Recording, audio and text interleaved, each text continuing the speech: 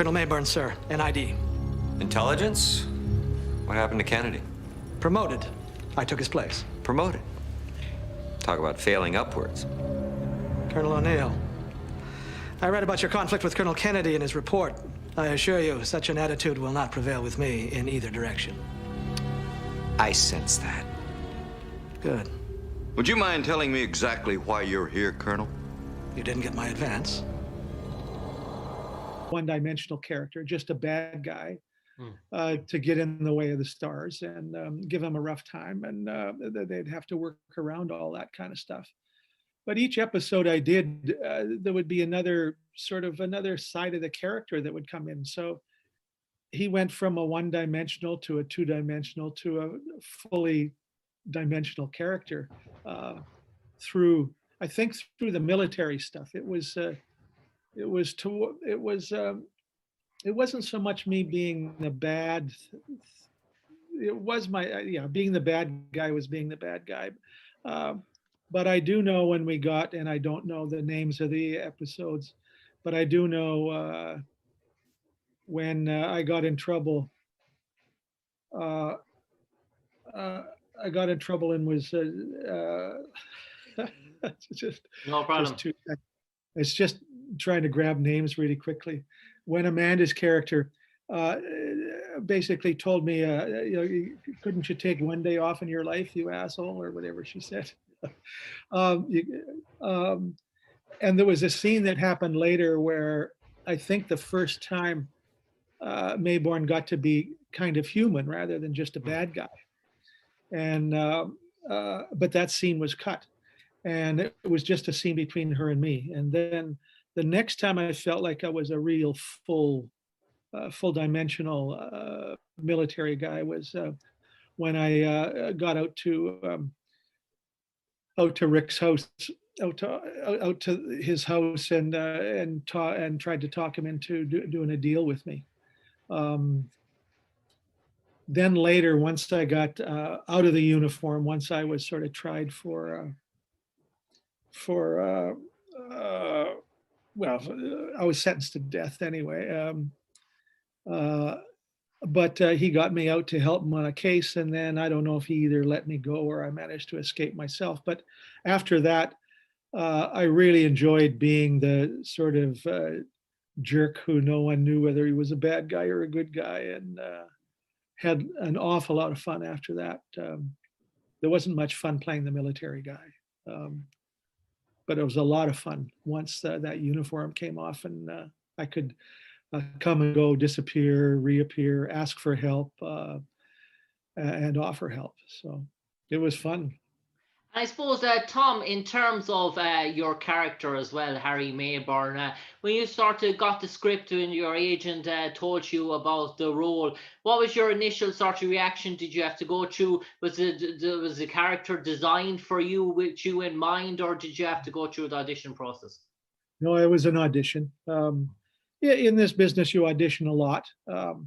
And if you get 10% of them, you're doing fine. I don't know how many times I'd already auditioned for Stargate.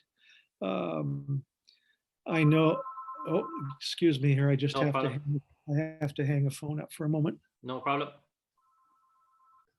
I did audition for the character, probably along with another 15 guys. I have no idea how I ended up with it. As I said, I don't believe there's a military bone in my body. I think I'd auditioned for a number of other things in the first year or so that they were, I wasn't in the first season, I don't believe. And maybe not even it was towards the end of the second, I think, that Maybourne came into things.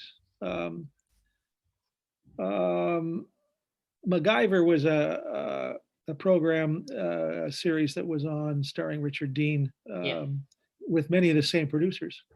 And I auditioned for that, I think 30 or 40 times, and got to the point where I told my agent that I will not audition anymore for them because I'd auditioned so many times and never got anything. And after I told him that, and I don't know how long went by, but then I remember the casting agent said, "Okay, Tom, I want you to come to this audition because it's perfect for you."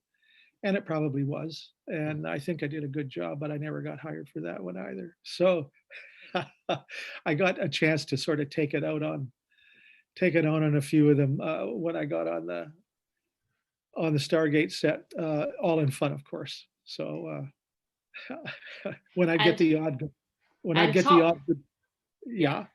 and Tom, in terms of your first time walking on set in terms of Stargate SG1, were you sort of taken back by the sheer scale of its production in terms of sheer enormity of the project? Because obviously it was the sci-fi show where there was huge investment pumped into it. Well, you're always nervous stepping onto a set of a group of people that you haven't really met, except at your callback audition, you got to meet the director and maybe a producer. So you're always the level of unknown is amazing. I've worked on features as well, not big parts, but on features where you walk in and there are stars you've seen in movies where you're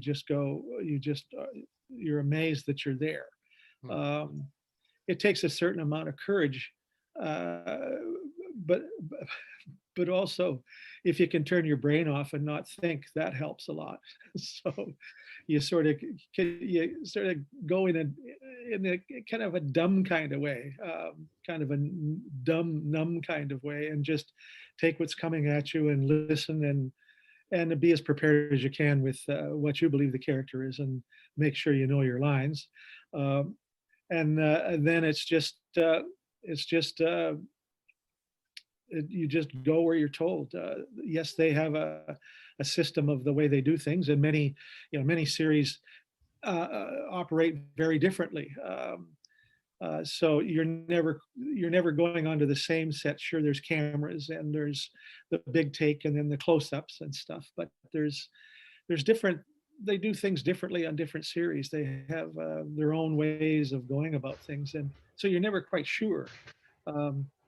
You just got to go in there and hope hope your work is accepted. Yeah, and I suppose, Tom, what was your first memories of meeting Richard Dean Anderson on set? Your sort of first conversation with him? I really have no recollection. Okay. No problem. I do know that the group on that set, they welcomed you very warmly. And every time you came back, you felt you were coming back to your family in a way. So it was a very welcoming set that way, including Richard Dean, and the producers and the directors. It was when you got the call to come back, it was always a really pleasant thing. I suppose, Tom, for the last 30 seconds now, probably the most difficult question I'll ask you. In terms of if someone was creating a Stargate sort of dictionary, and they put your character, Harry Maybourne, into the dictionary, and they left 2 sentences blank underneath it, and they asked Tom McBeath, who portrayed Harry Maybourne, they asked him to put in those 2 sentences into the dictionary, to write those 2 sentences. What would you like him to read? I wish you'd sent me that question, and I could have been really clever. And now I can't be clever. I think Maybourne, the asshole who everybody hated but really liked. On that note, Tom McBeath, an absolute pleasure talking to you today to relive your memories and your time in Stargate SG1 playing the character Colonel Harry Maybourne. We wish you and your loved ones all your best in your future endeavors, and thanks for taking the time to speak to us this evening. Well, thank you very much, James. Glad to be here. Yeah. Cheers. Thank you. Cheers all.